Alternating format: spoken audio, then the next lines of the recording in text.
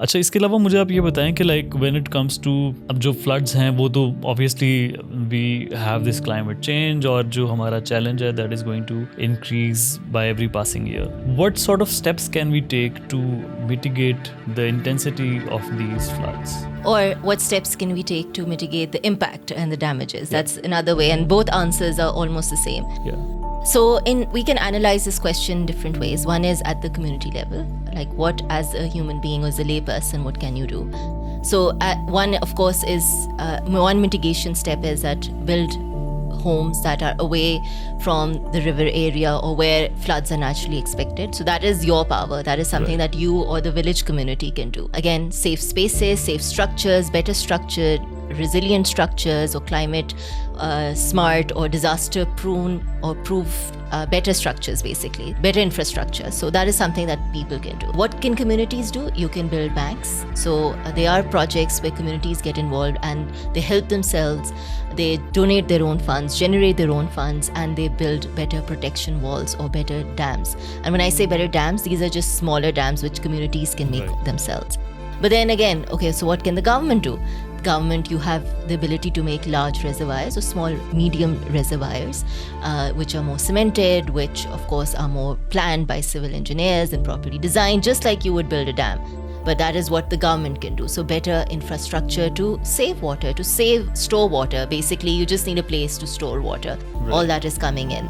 That is what I'm trying to say in layman terms. That is one mitigation strategy. Another strategy that you could have is about early warning systems.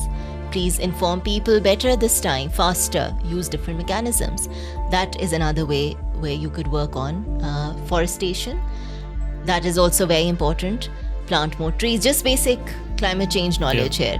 How trees prevent soil erosion, how they prevent landfalls and land spills and floods. So governments can do that, communities can do that. So that's another area, forestation, reforestation. But question here is that due to droughts, are forests going to grow? Agriculture has been impacted. A lot of land is not cultivable anymore. That's also something to look at. So where are you going to plant these forests? So we've talked about, yes, planting trees is great, but where are those alternative areas? Where are those options that we've given people or the government? So those are some of the mitigation steps and strategies that you can take.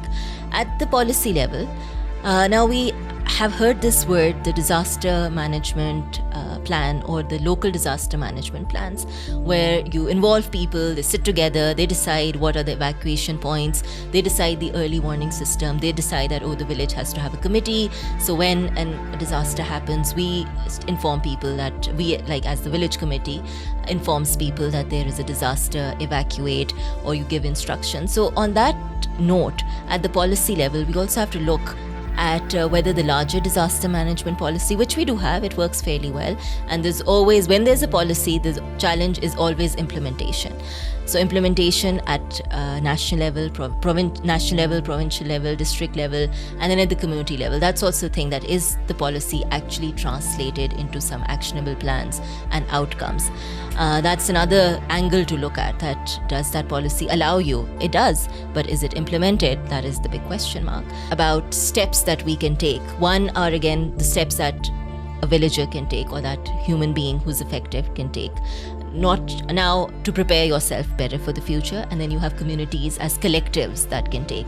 And again, in communities, it's you have your different custodians of power. So you have your local representatives, you have people who perhaps have religious powers, or people who could be an activist. What are they doing? What is their role? That's also something to see. When I say people and I say power, look at those pockets that can make a difference. And then of course you have the government, you have the district departments, you have the district line departments, what policies, what measures they have, and civil society, academia, media.